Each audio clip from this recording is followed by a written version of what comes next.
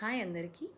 I hope everyone are doing good and welcome to let her speak with Beulah. ఈరోజు the silent cry of your wife. ఇక్కడ silent cry అని ఒక line చూస్ చేసుకున్నాను. దాని వెనక ఒక ఎమోషనల్ ఇన్సిడెంట్ ఉందండి. అది మీతో షేర్ చేసుకోవాలనిపించింది. నేను ఒక 12 ఇయర్స్ 13 ఇయర్స్ ఏజ్ ఉన్నప్పుడు జరిగిన ఈ సంఘటన నేను పెరుగుతూ ఉన్న కొద్దీ అది చాలా చాలా నన్ను ఎఫెక్ట్ చేస్తూ వచ్చింది, అదర్వైజ్ ఇన్స్పైర్ చేస్తూ వచ్చింది అని చెప్పొచ్చు.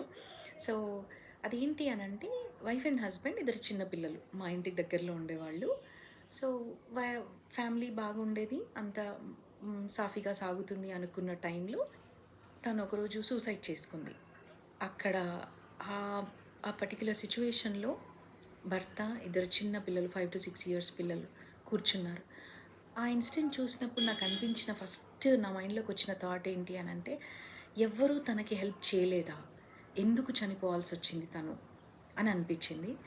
అప్పుడు ఏం చేస్తే ఒకళ్ళ మనసులో ఉన్న ఆ పెయిన్ని తీసేయగలుగుతాము అని చెప్పి ఆలోచించాను.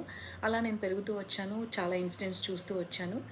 ఆ తర్వాత నేను గ్రాడ్యుయేషన్ పూర్తి చేసిన తర్వాత నాకు అనిపించింది ఏంటనంటే, అప్పుడు నాకు అర్థమైంది ఒక కౌన్సిలింగ్ ప్రొఫెషనల్ ఉంటే బాగుంటుంది కదా. ఎందుకు అనంటే, ఇక్కడ ఒక మీకు చిన్న ఎగ్జాంపుల్ చెప్తాను. మనం ఎప్పుడైనా మనకి ఏదైనా బాగలేనప్పుడు వెళ్ళి మెడికల్ షాప్లో కూడా మనము మెడిసిన్ తీసుకోవచ్చు. కానీ డాక్టర్ దగ్గరికి వెళ్తే ఆ పర్టిక్యులర్ ఏదైతే మనకు జబ్బు వచ్చిందో ఆ పర్టిక్యులర్ దానికి మాత్రమే ట్యాబ్లెట్ ఇస్తారు. అంటే చాలా చాలా డిఫరెంట్గా ఉంటాయి కదా. ఏది ఇస్తే మనకి వెంటనే తగ్గుతుంది, దానికి యాడ్ ఆన్ చేసి ఇంకేమిస్తే యాంటీబయాటిక్స్ ఇస్తే తగ్గుతుంది అని చెప్పి డాక్టర్కి మాత్రమే తెలుస్తుంది.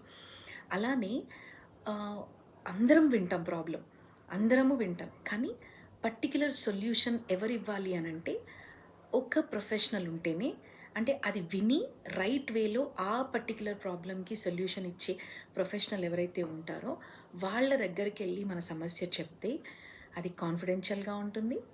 మనము ఏదైతే లైఫ్ని లీడ్ చేయాలనుకుంటున్నామో, ఎక్కడైతే మనకు ప్రాబ్లం ఉందో అది తెలిస్తే ఎవరి దగ్గర మనం తలదించకుండా మన లైఫ్ని ముందుకు తీసుకెళ్ళొచ్చు అనే ఉద్దేశంతో నేను ఈ జర్నీని స్టార్ట్ చేశానండి.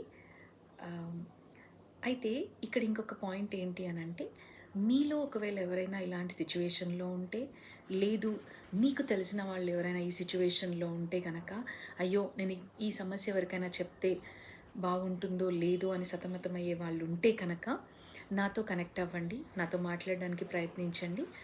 నేను మీకు రైట్ వేలో కౌన్సిలింగ్ ఇచ్చి హెల్ప్ చేస్తాను.